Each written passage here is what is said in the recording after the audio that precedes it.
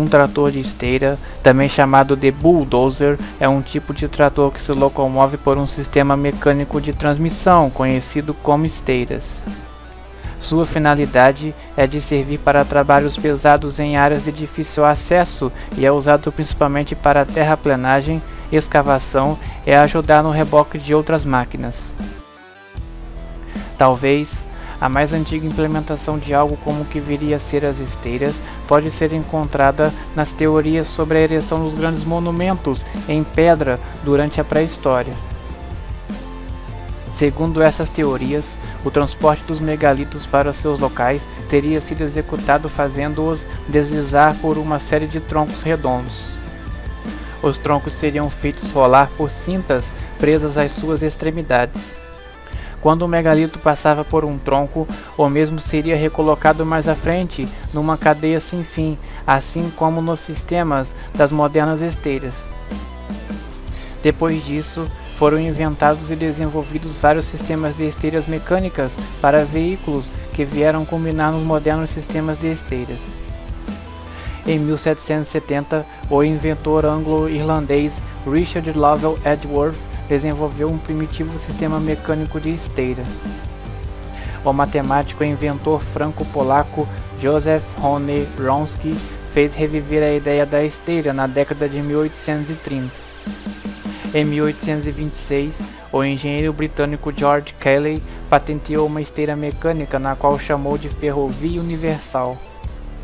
Em 1837, o inventor russo Dmitry Zagriatsky projetou uma carruagem com esteiras móveis que patenteou no mesmo ano, mas devido a uma falta de fundos foi incapaz de construir um projeto funcional, sendo a sua patente cancelada em 1839. Em 1846, o engenheiro britânico James Boydell patenteou uma roda ferroviária sem fim.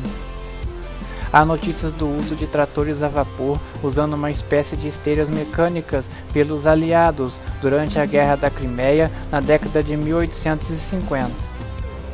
Uma esteira mecânica eficaz foi inventada e implementada por Alvin Orlando Lombard, um ferreiro e construtor de equipamentos para a indústria madeireira dos Estados Unidos, que o aplicou no seu transportador madeireiro a vapor Lombard. Foi-lhe concedida uma patente em 1901. O transportador a vapor era uma espécie de locomotiva apoiada sobre esteiras instaladas na traseira e em esquis instalados à frente. O primeiro desses veículos foi construído por Lombard no mesmo ano, nas oficinas da Waterville Iron Works, no Maine. No total, sabe-se que foram construídos 83 transportadores Lombard até 1917, a altura em que a produção foi mudada inteiramente para as máquinas com motores a combustão interna. Sem dúvida, Alvin Lombard foi o primeiro fabricante comercial de veículos de esteiras. Segundo o mito popular, a esteira de Lombard teria sido inspirada pela esteira ou roda de cão, um engenho semelhante a uma roda de hamster, porém maior e movida por um cão treinado, usado para fornecer movimento a aparelhos de bater manteiga ou defumar carnes. Em 1903, Benjamin Holt, fundador da Holt Manufacturing Company, pagou $60 mil a Lombard pelos direitos de produção dos veículos usando a sua patente. Em 1904, Benjamin Holt patenteou e fabricou o primeiro trator de esteiras prático. Na mesma altura, a empresa britânica Richard Hornsby & Sons desenvolveu um sistema de esteira patenteado em 1905. Os tratores Hornsby apresentavam já o arranjo mecânico que está na base dos modernos veículos de esteira. Este rastro diferia dos modernos, já que apenas se poderia fletir para um único lado, dado que os elos travavam para formar um carril sólido, no qual as rodas corriam. Os veículos de esteiras Hornsby foram testados como tratores de artilharia pelo exército britânico em várias ocasiões, entre 1905 e 1910, mas não foram adotados. A patente da Hornsby acabou por ser também adquirida por Benjamin Holt. Depois da morte de Benjamin, Em 1925, a Holt Manufacturing Company funde-se com a CL Best Gas Tractor Company, dando origem à Caterpillar Tractor Company. Os tratores de esteiras da marca Caterpillar revolucionaram desde então os veículos de construção e os veículos militares. Sistemas de esteiras também foram desenvolvidos e aperfeiçoados na sequência do seu emprego em veículos de combate. Na década de 30, começaram a ser desenvolvidos os tratores e carregadeiras de esteiras, nos quais a elevação e a descarga das caçambas eram feitas por guinchos e cabos, com estruturas de aparência muito estranha para os padrões atuais. Nessa mesma época, a IMCO criou uma carregadeira de descarga pela traseira que foi produzida e copiada por vários outros fabricantes até a década de 1950. Aliás, os tratores de esteiras surgiram como uma solução bastante prática, uma vez que suas esteiras substituíam com vantagens os trilhos até então utilizados. Em 1931, foi produzido o primeiro trator Caterpillar 60, que usava um motor bastante exótico para a época. Mas não demorou muito para que o motor a diesel deixasse de ser algo fora do comum, para se tornar uma opção mais usada, nitidamente superior aos motores de ciclo Otto em trabalhos pesados ou em locais muito frios ou muito quentes. De fato, sua eficiência e baixo consumo de combustível foram extremamente significativos no contexto da época, como relatou a revista Die Bau Industry em 1938. Atualmente, o motor diesel serviu, quase sem exceção, como fonte de potência para tratores de esteiras. Comparado com os motores a gasolina, tem um consumo de combustível 75% mais econômico. Nessa época, surgiram diversos fabricantes de equipamentos de construção, que logo se tornariam famosos por seus tratores. Em 1932, o Track Tractor da International McCormick Deering daria origem à longa trilha de tratores International Harvester Company. Os tratores, inicialmente produzidos pela Monarch, passaram a usar a marca Allis-Chalmers e foram equipados com lâminas de diversos fabricantes. Os tratores da Case foram equipados com esteiras Traxxon, da mesma forma que os tratores Fordson. Em 1935, surgiu até então o maior trator de esteiras do mercado, o Caterpillar RD8, com 14,8 toneladas e 110 cavalos, antecessor do que seria a série mais famosa desse tipo de máquina, o Cat D8. No final daquela década, surgiram os Caterpillars D4, D6 e D7, enquanto a International introduziu a série TD e a Allis-Chalmers lançou a série HD. E novos implementos foram sendo introduzidos. Em 1931, a Letourneau passou a usar scrapers puxados por tratores na construção da rodovia de acesso a Hoover Dam. Derivados de arados e escarificadores de solo, tais implementos pesavam de 3 a 4 toneladas e foram bastante utilizados também em outras obras. Os tratores Ketrack, posteriormente denominados Oliver, tinham recursos bastante diferenciados, tais como um sistema de direção com duplo diferencial que tornava desnecessária a frenagem de uma esteira para fazer curvas e permitia que a máquina continuasse a se mover com potência total. Também apresentava os eixos de apoio das armações das esteiras montadas na dianteira, o que reduzia as cargas de impacto e protegia a transmissão. Em 1931, começaram a ser produzidos os tratores agrícolas de esteiras pela Komatsu. Em 1936, o trator G40 recebeu uma lâmina hidráulica. Na Europa, surgiram fabricantes como a Telliers de Bondy, Fowler, Track Marshall, Menck, Lenz, Ransoms, que produziu o primeiro mini trator do mundo baseado num trator Renomag, e outros. No período entre 1935 e 1960, os avanços foram enormes. A disponibilidade de motores com maior potência e o uso de controles hidráulicos possibilitaram a evolução de todos os tipos de máquinas para a limpeza de terrenos. Os novos implementos incluíram destocadores que podiam derrubar árvores, equipamentos para manuseio de pilhas de madeira, removedores de raízes e outros. Nessa época, também foi popularizado o uso de uma corrente presa a 2 tratores com comprimento de até 30 metros para desmatamento inicial de áreas de obra. Ainda nos Estados Unidos, a RG Letourneau vendeu sua construtora para se concentrar na fabricação de um conjunto de grandes máquinas de desmatamento e limpeza que seriam lançadas até a década de 60. A partir de então, o desenvolvimento das máquinas foi espetacular.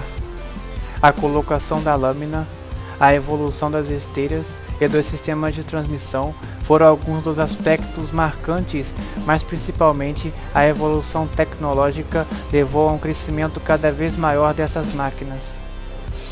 Em 1930, o Caterpillar 60 tinha 60 cavalos. Já em 1935, o trator mais possante estava na faixa de 100 cavalos, Cletrac. Em 1947, a International Harvester lançou o TD24 com 180 cavalos, seguido pelo Caterpillar D9 com 270 cavalos em 1954, e um ano depois pelo TC12 da Euclid com 390 cavalos. Inicialmente feito através de cabos e guinchos instalados na frente ou na traseira da máquina, o controle da lâmina deu lugar a sistemas hidráulicos cada vez mais confiáveis a partir do início da década de 50. Também foram desenvolvidas lâminas especiais para diversos tipos de serviço. Os tratores de esteiras Caterpillar modernos optam pelo projeto de roda motriz elevada, onde a roda dentada de transmissão e o motor hidráulico de transmissão final é definido muito mais alto e resulta num caminho de trilha triangular. A Caterpillar, na verdade, detém a patente de projeto do veículo do tipo esteira de roda motriz elevada, que foi atribuída a eles em 1974. O fato de possuir esteiras no lugar dos pneus é muito mais notado em terrenos pantanosos ou com terras soltas. É muito mais improvável que um veículo de esteira fique atolado em terreno macio, lama ou neve, uma vez que distribui o peso do veículo sobre uma área de contato maior, diminuindo a pressão sobre o solo. Além disso, a área de contato maior, juntamente com as garras colocadas nas sapatas das esteiras, origina uma tração muito superior, que resulta numa maior capacidade para rebocar ou impulsionar cargas pesadas em situações onde veículos de rodas iriam atolar. Este equipamento é também muito utilizado na construção de grandes obras, áreas de agricultura e construções de rodovias. As modernas esteiras são construídas a partir de elos modulares que formam um conjunto em uma cadeia fechada. Estes elos são frequentemente largos e feitos de uma liga de aço manganês para maior robustez, dureza e resistência à abrasão. Os elos são interligados como dobradiças, o que permite à esteira ser flexível e acoplar-se à volta de um conjunto de rodas, tornando-se uma cadeia sem fim. Os sistemas de esteira são movidos por rodas motrizes dentadas que, impulsionadas pelo motor, são engatadas em aberturas ou cavilhas existentes nos elos da corrente da esteira. A maioria dos novos tratores no mercado contam hoje com um sistema inovador de transmissão, a hidrostática. Em poucas palavras, o sistema de transmissão hidrostática se caracteriza por possuir duas bombas de fluxo variável que alimentam, de forma independente, dois motores hidráulicos responsáveis pelo movimento da esteira. A vantagem desse mecanismo é a quase ausência de partes móveis e de desgaste, fatores essenciais para a redução do custo operacional e de manutenção. Além disso, a transmissão hidrostática também permite uma maior manobrabilidade, assim podendo o veículo girar sobre si mesmo através de colocar suas esteiras a circular em sentidos opostos.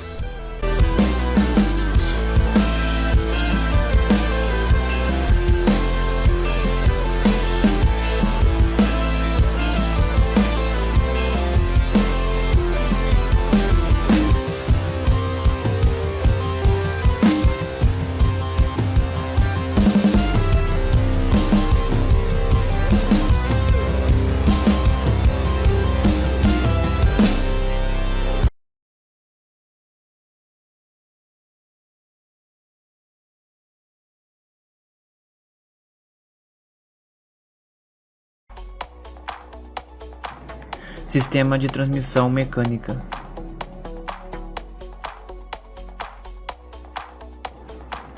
O sistema de transmissão mecânica é conhecido por ter vários mecanismos acoplados, como por exemplo o conversor de torque, a embreagem e o damper.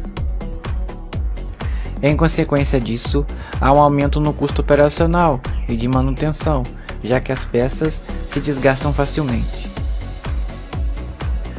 Com esse tipo de transmissão, o trator de esteiras não consegue trabalhar com máxima potência ao fazer curvas e nem em contrarrotação. Em designs muito mais antigos de escavadeiras e tratores de esteira, o trem de força é montado bem alto na máquina e o eixo transversal possui uma engrenagem de pinhão que aciona uma engrenagem maior, montada abaixo dela para atingir a multiplicação de torque necessária. Isso significa que quando o trator estivesse empurrando uma carga, toda a força necessária para isso estaria apoiada em dois dentes de engrenagem, um de cada lado. Imagine isso por um momento e pense como o trabalho daquelas engrenagens deveria ser pesado. Na realidade, a falha das engrenagens era muito comum naquela época. A maneira encontrada para que um trator de esteiras faça uma curva foi a colocação de um dispositivo no fluxo de potência entre o conjunto peão e coroa e os comandos finais. Esse dispositivo tem como função quebrar o fluxo de potência de uma lateral da máquina. Como o outro lado está tracionando, a máquina faz uma curva para o lado que está sem potência. A união entre pinhão e coroa e o comando final é feita através de um pacote de embreagem que fica permanentemente engatado pela ação de um conjunto de molas fortes. Quando o operador aciona a alavanca de controle direcional, a válvula hidráulica direciona o óleo sob pressão para o pacote de embreagem, comprimindo as molas e abrindo o conjunto dos discos e placas. Os comandos finais podem ser de redução simples, redução dupla e planetário. O comando final de redução simples possui engrenamento de saída direta, ou seja, uma engrenagem pequena aciona uma engrenagem grande, produzindo aumento de torque. O comando final planetário consegue um aumento de torque muito grande, com melhor distribuição de esforços e peças menores.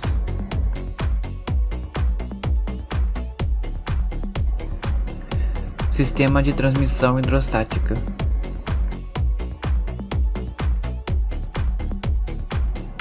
O sistema de transmissão hidrostática se destaca por possuir duas bombas de fluxo variável que estimulam de maneira independente dois motores hidráulicos responsáveis pelas esteiras. Por conta desse sistema, o veículo consegue fazer curvas com ambas as esteiras, além de realizar a contrarrotação, que é o giro em torno do próprio eixo central. A combinação da transmissão hidrostática com o controle eletrônico e a direção hidráulica traz uma maior facilidade de operação, precisão e suavidade nos movimentos. Você já deve ter notado em muitas máquinas sobre esteiras, especialmente em tratores de esteiras e carregadeiras de esteiras compactas, que a roda dentada está ajustada em um nível alto, o que significa que está elevada acima da linha do solo. Se você olhar para as esteiras de um trator Caterpillar D8 moderno, você notará que a roda dentada de transmissão está definida para um nível alto em comparação com os modelos de tratores de esteiras mais antigos. As esteiras seguem então uma forma triangular, Alguns o descrevem como um triângulo escaleno, em vez de uma forma retangular alongada. Esse design é frequentemente referido como um design de roda multesa elevada. Os tratores Caterpillar modernos optam pelo design da roda multesa elevada, onde a roda dentada e o motor hidráulico de transmissão final é definido muito mais alto e resulta em um caminho de trilha triangular. A Caterpillar, na verdade, detém a patente do design do veículo do tipo esteira de alta tração, que foi atribuída a eles em 1974. O projeto dos motores do comando final, como os conhecemos hoje, resolveu o problema de colocar toda a carga em 2 dentes de engrenagem que falamos anteriormente. O moderno sistema de engrenagem de redução de velocidade é um projeto de engrenagem planetária com uma coroa, engrenagem solar e geralmente 3 engrenagens planetárias. Isso distribui a carga por vários dentes de engrenagem e coloca um motor de acionamento mais alto, permitindo que seja separado da suspensão. O projeto de alta tração para certos veículos sob esteiras permitiu que as máquinas funcionassem de forma mais confiável, permitiu uma multiplicação de torque muito maior e isolou o sistema de engrenagens dos elementos por meio da vedação dentro do cubo do motor de tração. Também torna muito mais fácil acessar e reparar o sistema de transmissão, incluindo o motor de transmissão da esteira.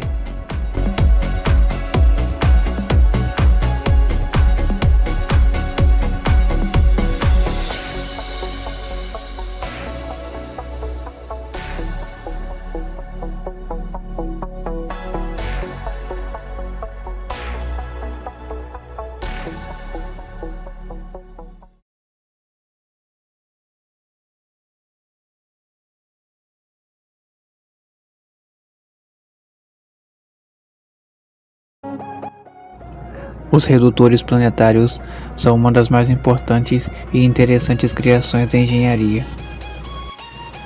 Essa invenção, que atravessa os séculos já serviu à sociedade de diferentes formas, tem sido usada em relógios, em curiosas estantes giratórias para livros e até para explicar teorias sobre a movimentação dos planetas. Hoje, encontramos esse sistema de engrenagens principalmente em tratores. Um redutor planetário é um dispositivo de transmissão mecânica que reduz a velocidade rotacional do sistema de acionamento de um equipamento. O redutor planetário é um conjunto de engrenagens formado por uma carcaça com engrenamento interno e por engrenagem solar, pinhão que fica no centro do sistema, transmitindo torque para as engrenagens planetárias. Engrenagens planetárias, geralmente montadas em uma transportadora móvel, como um planeta engrenado em torno da engrenagem solar e com um anel de engrenagem. Pode ser apenas uma ou mais engrenagens do mesmo tamanho. Engrenagem anear ou suporte planetário. A ação de um redutor planetário se resume em transformar a velocidade alta de um motor em reduzida aceleração com ampliação de torque. O seu funcionamento básico é configurado pela potência de entrada, que gira a engrenagem solar em velocidade elevada. Então os planetas, que são dispostos ao redor do centro de rotação, engrenam o componente solar e com um anel externo obrigando-os a movimentar-se em círculo à medida que giram. Os planetas estão organizados em um único elemento giratório que, quando rola, proporciona uma saída de velocidade baixa e torque elevado. As máquinas pesadas, que necessitam de uma troca constante de marcha para reunir as condições ideais de trabalho, se tornariam improdutivas se tivessem um sistema de transmissão que utilizasse embreagem adicionada pelo operador. Além disso, traria desconforto e queda no rendimento. Para isso, foram desenvolvidas as servotransmissões, conjunto de engrenagens capazes de conseguir aumento e redução de torque, ou aumento e redução de velocidade, sem a necessidade de acionamento de embreagem pelo operador, bastando apenas o manuseio da alavanca de mudanças. Basicamente, a servotransmissão é uma pilha de peças, sistemas planetários, discos, placas, pistões circulares e alojamentos. Para o funcionamento de um sistema planetário, é necessário que um dos componentes seja travado. O método utilizado é através de pressão de óleo agindo sobre um pistão circular. O pistão comprime um conjunto de discos e placas contra o alojamento, produzindo assim o travamento da engrenagem anelar. Em uma servotransmissão, existem vários pacotes de embreagem colocados lado a lado, fazendo a potência fluir da entrada para a saída. A simples tarefa de colocar óleo sob pressão na câmara do pistão de engate exige, na verdade, um conjunto de válvulas e carretéis trabalhando sincronizados e com pressão ajustada. Normalmente, as embreagens de sentido são mais reforçadas, possuem mais discos e placas que as embreagens de velocidade. Isso ocorre porque as embreagens de sentido são engatadas por último e acabam levando a maior parte da carga de impacto. A modulação é um processo de aumento gradual de pressão que garante a suavidade no engate das marchas de uma servotransmissão.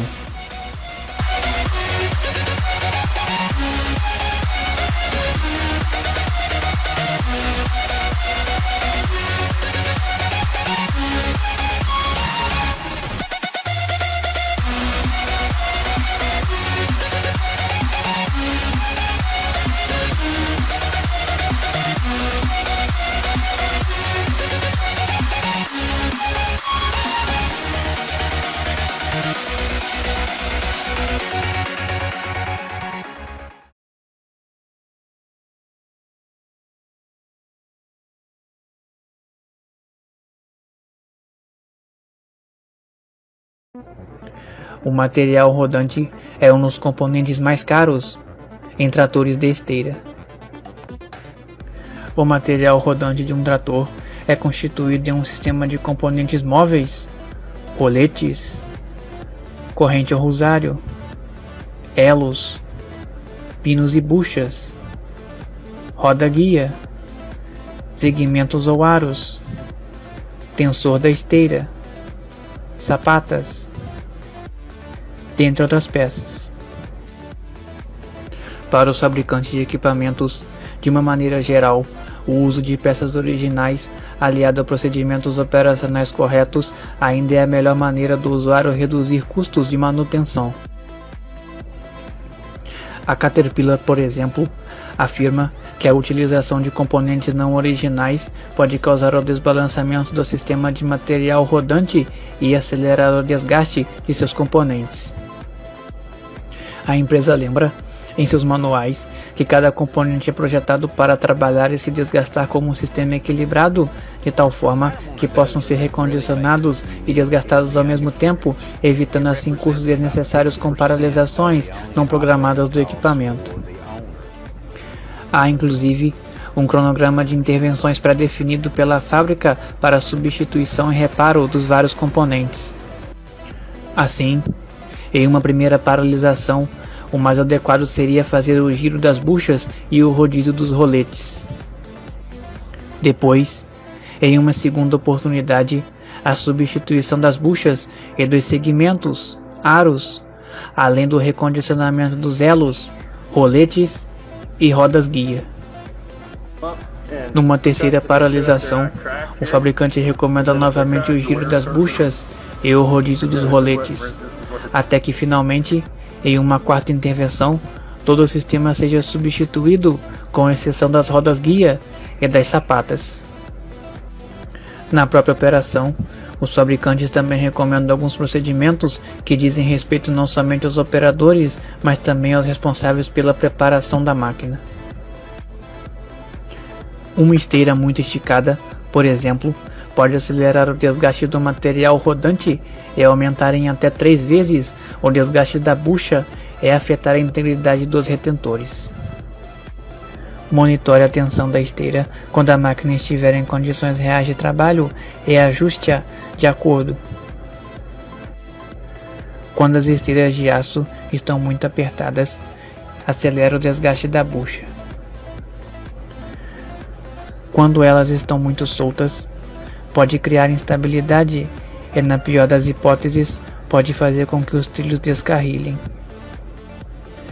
A tensão adequada também garante que a máquina use melhor a energia disponível. Do mesmo modo, recomenda-se que a sapata seja a mais estreita possível, uma vez que qualquer largura extra produz carga adicional e gera tensões nos demais componentes do sistema.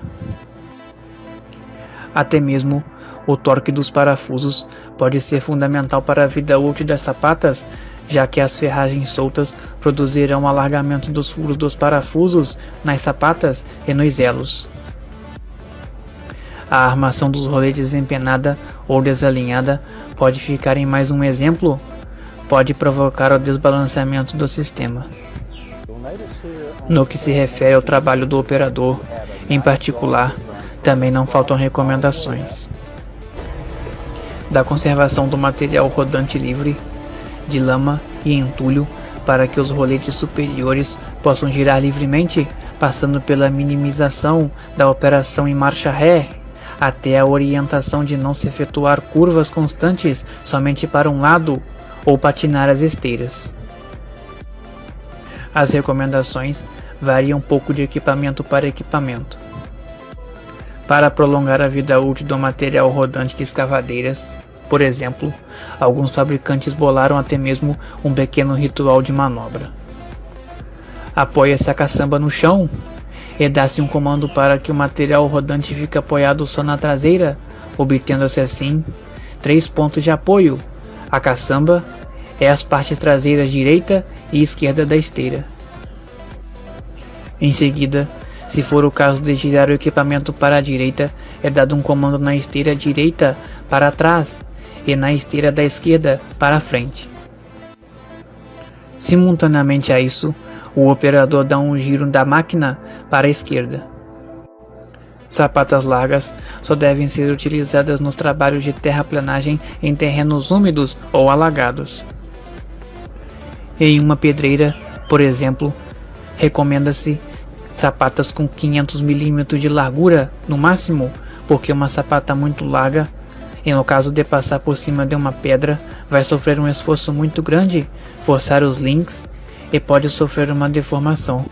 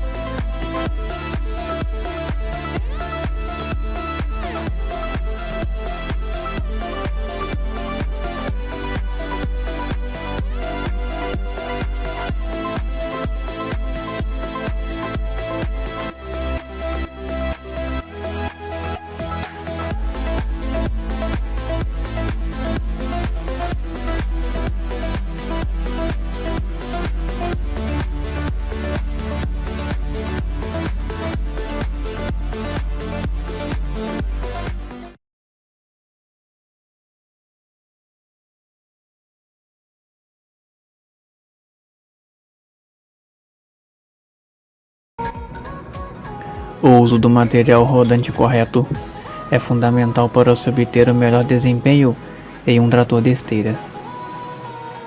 A escolha é baseada nas diferentes condições de solo, levando-se em consideração a abrasividade e impactos que o material rodante irá trabalhar. A Caterpillar, por exemplo, oferece uma ampla variedade de configuração de esteiras e sapatas para assegurar uma máxima produtividade dos equipamentos de esteiras. Existem por aí várias sapatas de esteiras diferentes disponíveis para diversas aplicações de máquina e trabalho. A ampla variedade de condições de trabalho torna muito importante a seleção da sapata correta. O tipo ou a largura errada de uma sapata no material errado pode não apenas reduzir a vida útil da sapata, como também reduzir a vida útil dos componentes do material rodante. Uma regra valiosa é escolher a sapata mais estreita possível que forneça flutuação adequada. Os efeitos de uma sapata muito larga são o aumento da tensão por flexão, aumento do jogo axial das juntas. Sapatas de garras simples trabalham melhor em condições de abrasão baixa e média e impacto baixo a moderado. São sapatas de aplicação geral recomendadas para qualquer aplicação geral. Oferecem boa penetração e tração e resistem ao desgaste e empenamento. Sapatas de garras duplas trabalham melhor em aplicações que requerem menos penetração e tração.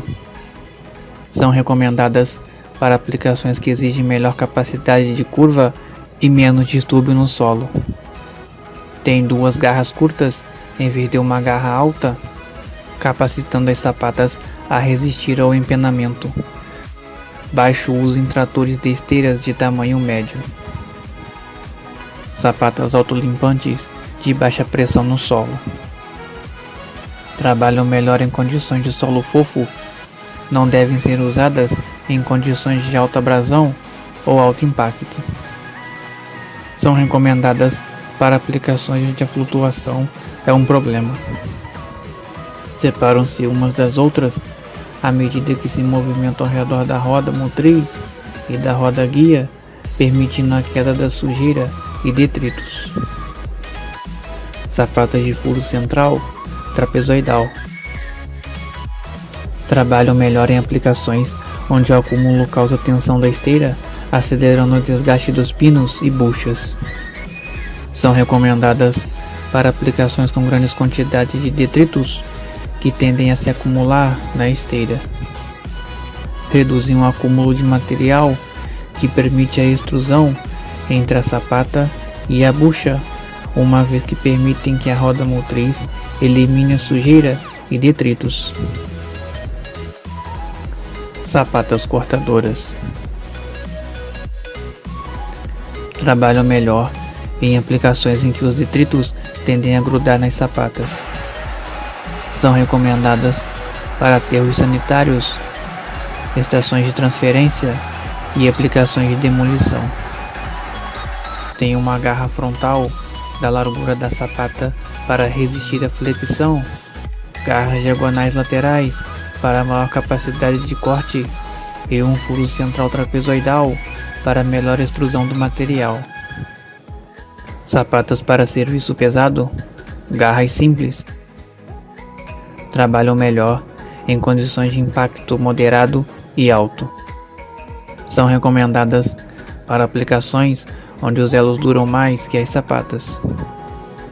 Tem mais material de desgaste endurecido do que as sapatas de garra simples comum. As sapatas são aparafusadas nos elos e suportam o peso da máquina, fornecem tração e flutuação necessária.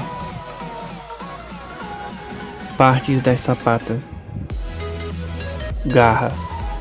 A garra penetra no solo e fornece a tração necessária. Placa. Fornece a sustentação da máquina. Borda de ataque e borda de fuga. A borda de ataque é mais próxima da garra, ela é curvada para baixo e a borda de fuga é curvada para cima. Há duas razões principais para isto. A razão básica é eliminar a interferência entre a borda de ataque de uma sapata e a borda de fuga de uma sapata diretamente à frente quando a esteira se dobrar sobre a roda motriz ou sobre a roda guia. Além disso, as bordas curvas proporcionam rigidez resistir ao dobramento das sapatas e ao afrouxamento dos parafusos. Entalhes: eliminar a interferência com os elos no dobramento entre seções. A patinação ou a velocidade excessiva provoca um desgaste acelerado das sapatas e é uma das principais causas de desgaste das garras. Este fator também causa desgaste em outros componentes do material rodante, enquanto o trator não sai do lugar e não produz nada. A Caterpillar também oferece várias opções de material rodante para que se possa escolher o projeto que melhor atenda às necessidades do cliente. O resultado é um sistema de material rodante que dura mais de acordo com a aplicação, reduzindo assim os custos operacionais. A empresa trabalha com 5 principais configurações de material rodante. Padrão: para condições de chão firme, trabalhos gerais, de nivelamento e com lâmina.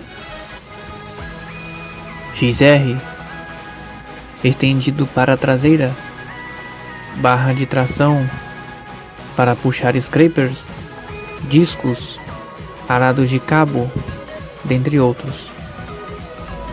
XL: extra longo, a melhor configuração para uma variedade de aplicações. Por exemplo, para trabalhos gerais com lâmina, nivelamento de acabamento superior e rampas laterais. LGP: baixa pressão sobre o solo, o melhor nivelamento de acabamento em materiais de fluxo livre e condições de chão mole. TSK: trator florestal de esteira, para operações de arrasto de toras.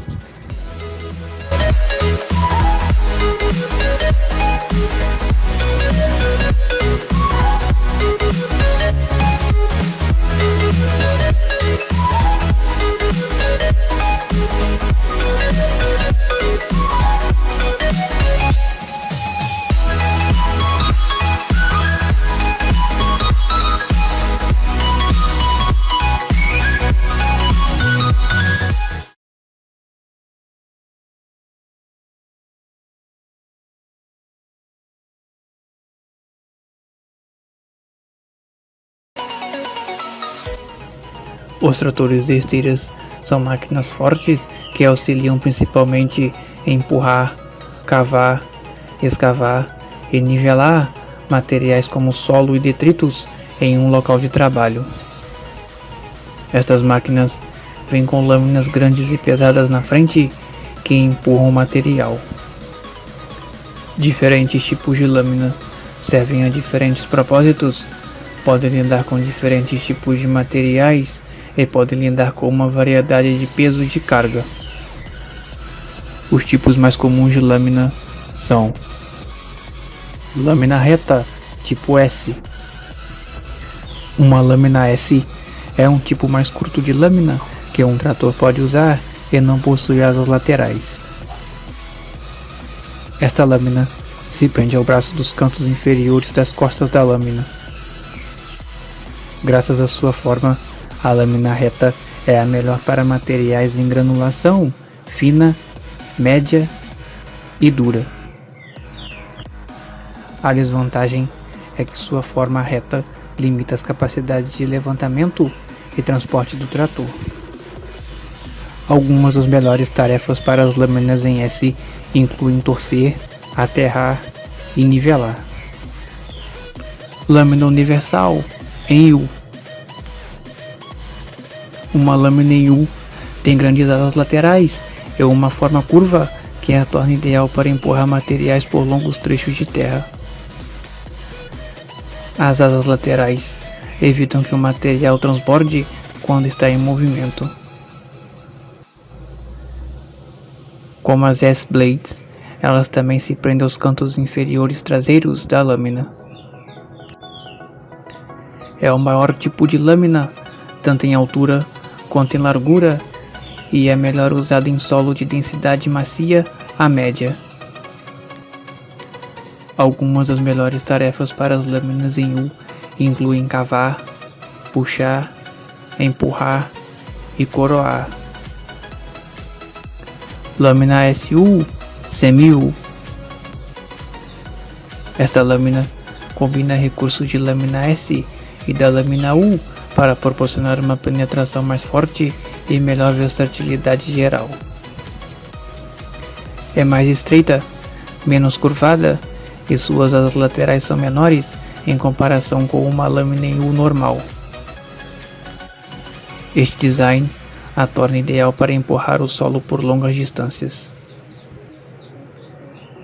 Esta lâmina é fixada na parte inferior das costas da lâmina usando suportes estabilizadores angulares de 1 ou 2 cilindros hidráulicos para inclinação. É melhor usada para empurrar areia e solo de densidade macia a média.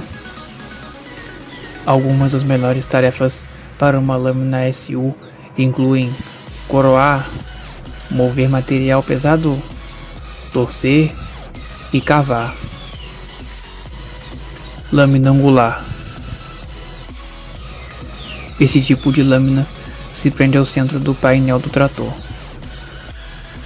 Sua localização é útil para mover detritos para o lado, uma vez que pode se inclinar perto de 30 graus para a esquerda ou para a direita. Devido a isso, uma lâmina angular é considerada uma lâmina de 2 vias. Tenha em mente que esta lâmina pode derramar, pois não possui asas laterais.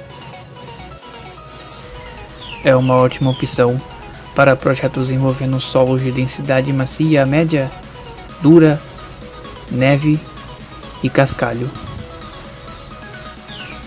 Algumas das melhores tarefas para as lâminas angulares incluem torcer, moldar, descascar e cavar. Lâmina Power Angle Tilt. A lâmina Power Angle Tilt é uma das lâminas mais versáteis, graças às suas manobras fáceis e movimentos multifacetados. O operador controla a lâmina da cabine e pode inclinar e levantar em quase todas as direções. Como as lâminas angulares, essas lâminas são montadas no centro do chassi. Algumas das melhores tarefas para lâminas Power Angle Tilt incluem raspagem, limpeza de terreno, nivelamento, aterro e nivelamento. Lâmina de resíduos sólidos. A lâmina de resíduos sólidos permite que a máquina desloque mais resíduos do que lâminas padrão e também protege o radiador frontal, aumentando assim a eficiência geral da máquina. Ancinho. Ideal para limpeza de terrenos e empilhamento de material. Possui dentes longos e fixos, o que permite uma escavação e empilhamento fáceis. A face do ancinho e a proteção do pincel são em curva suave e contínua. Isso proporciona uma ação de rolamento máxima ao empurrar grandes pilhas de detritos e arbustos. Também são indicados em operações onde não há remoção de terra.